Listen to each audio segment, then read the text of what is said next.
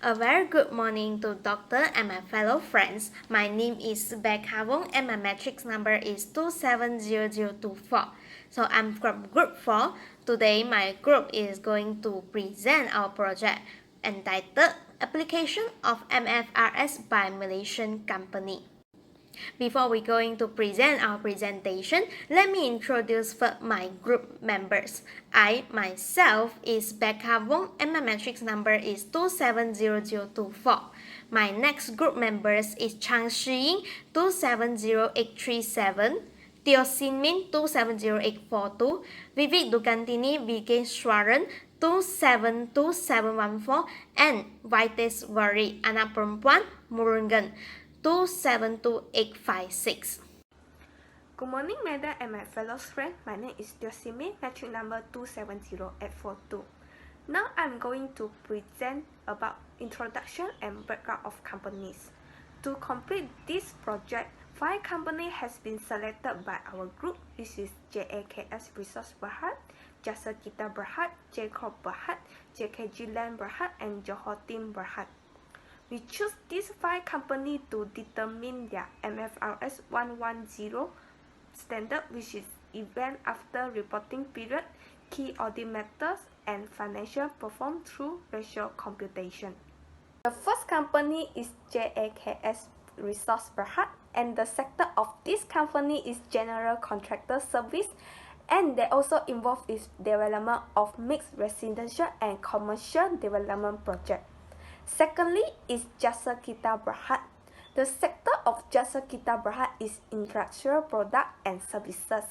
They also involved in logistics service and investment holding. Thirdly is J-Corp Berhad. The sector of J-Corp Berhad is consumer and service center, and they also involved in manufacture of rubber wood furniture and investment holding. Next is JKG Land Berhad. The sector of JKG Land Berhad is land development and oil plant cultivation. Lastly is Johor Team Berhad.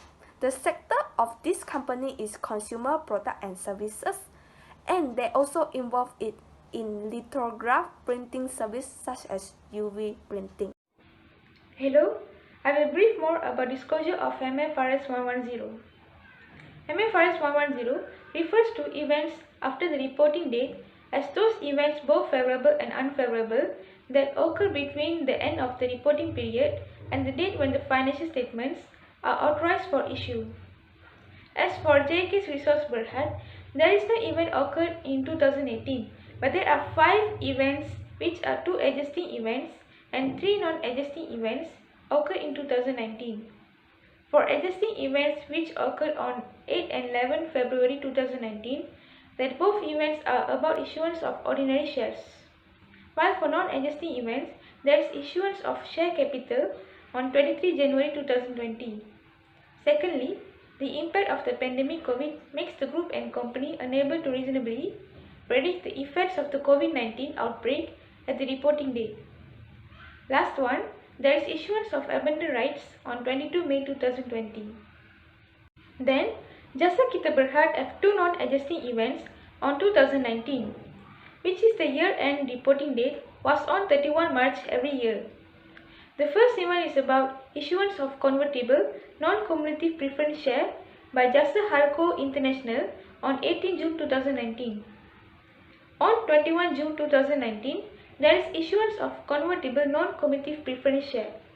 Now for J-Corp Berhad, there is only one non-adjusting event occurred in 2019, which is about acquisition of ownership interest joint operation.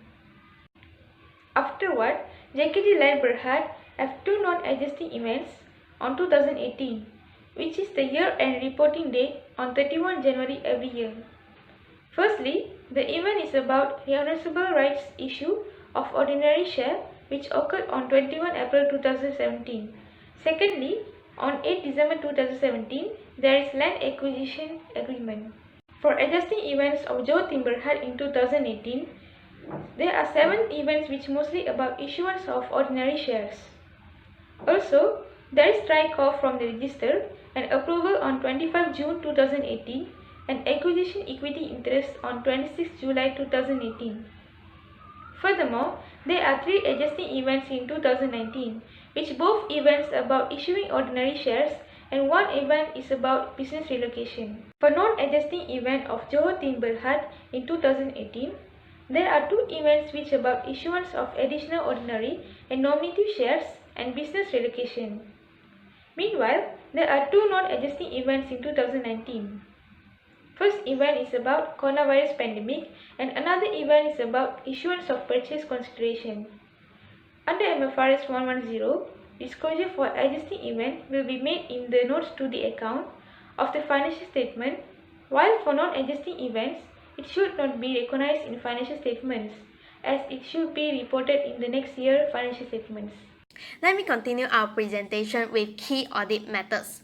Key audit methods is the auditor's professional judgment on the matters that would bring significance in the audits of the financial statements during the reporting periods.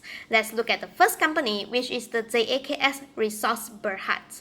JAKS Resource Berhad have 3 key audit methods during the year 2018 and 2019, which are revenue and cost recognition on construction contracts and property development activities, impairment of goodwill, and contingent liability of subsidiary company.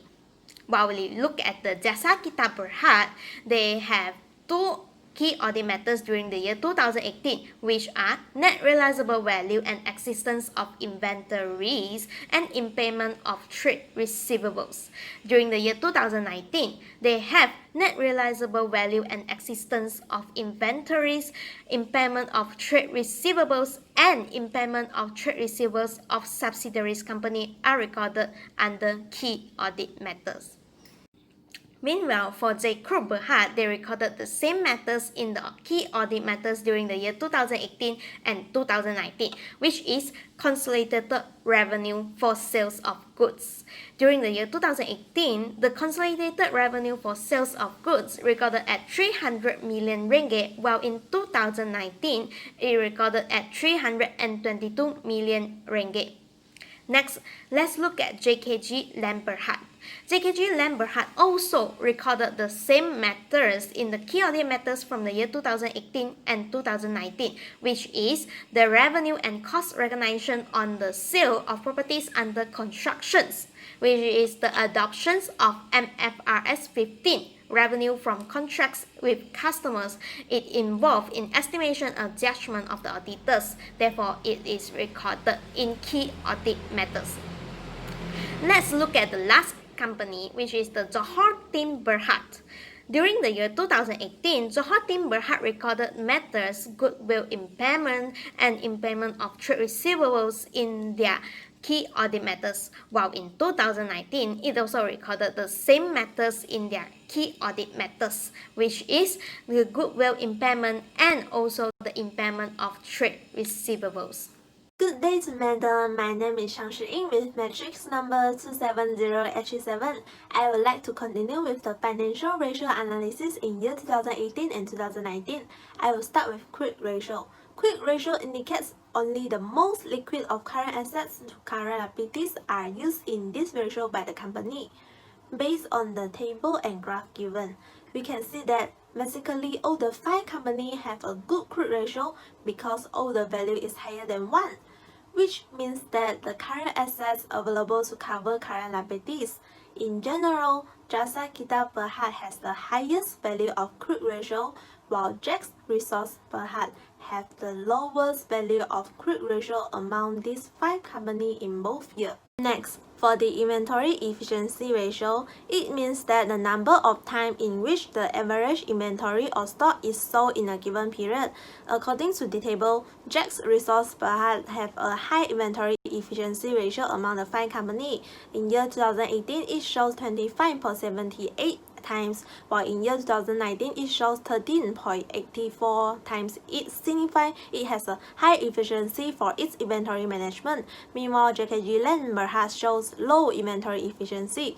This means that the company have a slower moving of inventories.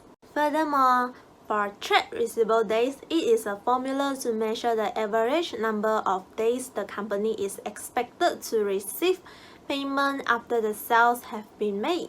According to the table and graph, Jacob Berhad has the lowest value of the trade receivable days for both years, while Jasa Kita Berhad has the highest value of trade receivable days, which is 129 days in year 2018. For year 2019, JKG Land Berhad have a highest value of trade receivable days, which is 98 days. I will be explaining about the trade payable days information and graph for the 5 companies. Based on the graph, Jack Resources Berhad has the highest value of trade payable days, while Jacob Berhad has the lowest value of trade payable days. This means that the company with the highest value of trade payable days takes more time to pay the bills, and it can retain available funds for a longer duration, allowing the company an opportunity to utilize those funds in a better way to maximize the benefit. On the other hand, a lower value of trade payable days may indicate that the company is not fully utilizing its cash position, and it may indicate an inefficiently operating company. Next is sales to working capital information and graph for the 5 companies. Based on the graph, Jacob Berhad has the highest value of sales to the working capital ratio, while Jack's Resource Berhad has the lowest value, which is negative value of sales to working capital ratio in these 5 companies in both years. The higher the sales to working capital ratio means that the company is highly effective in supporting the level of sales in the company compared to other 5 companies. It shows how well the company utilizes the current assets and the current liability to support the growth of the sales. The lower value of sales to working capital ratio shows that the working capital of the company is not adequate to generate sales.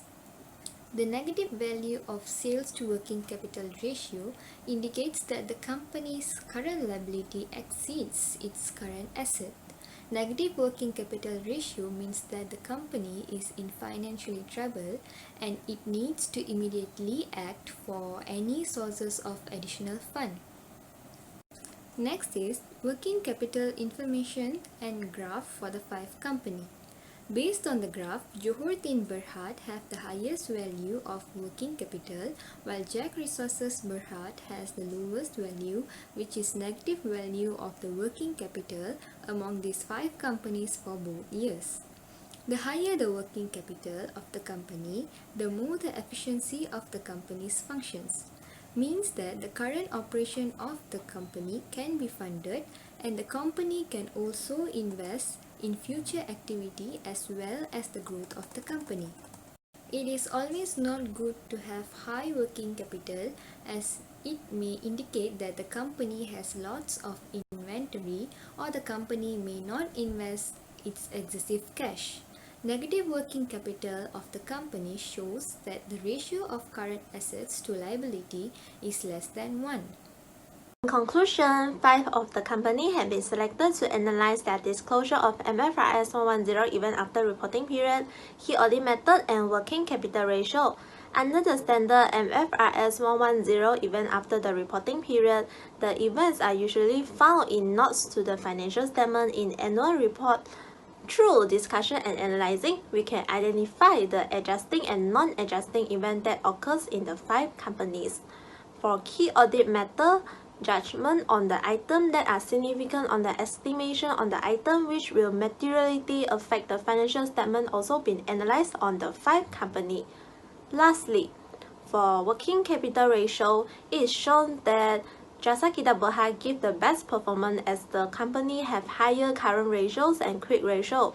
During year 2018 and 2019, Jack's Resource Berhad has shown a good inventory efficiency ratio, while Jasa Kita Berhad and JKG Land Berhad give a good performance in collecting debt from the sales.